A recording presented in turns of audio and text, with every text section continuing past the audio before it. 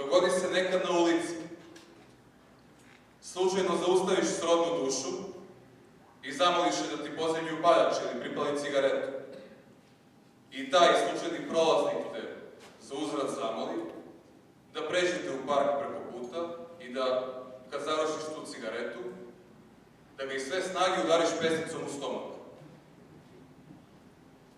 Bićeš prvo zbunjen, možda i uplašen, ali kad vidiš da je mrtav ozbiljan,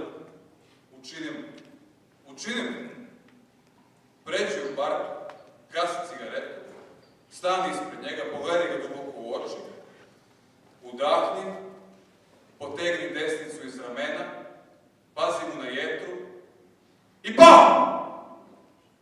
Pusti ga.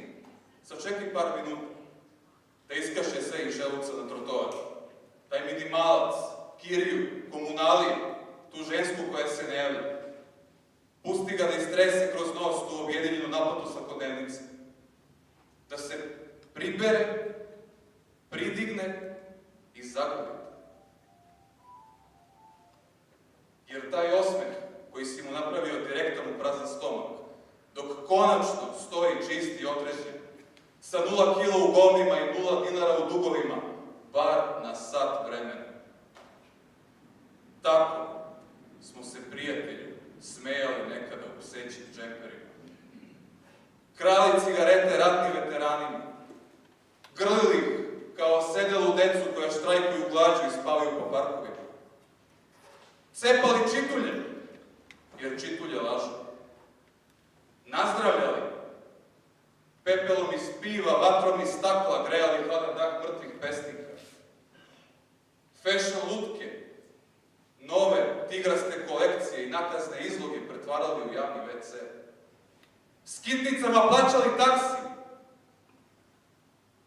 Tupim predmetima lomili kič i italijanski mermer. Iz dupeta nebeskih spomenika vadili opra novac gradonačelnika.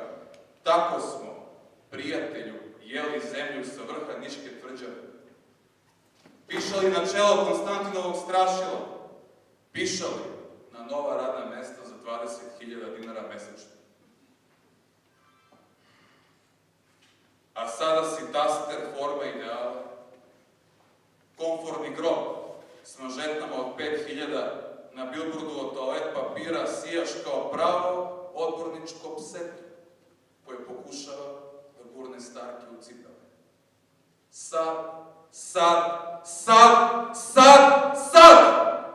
Šok terapija.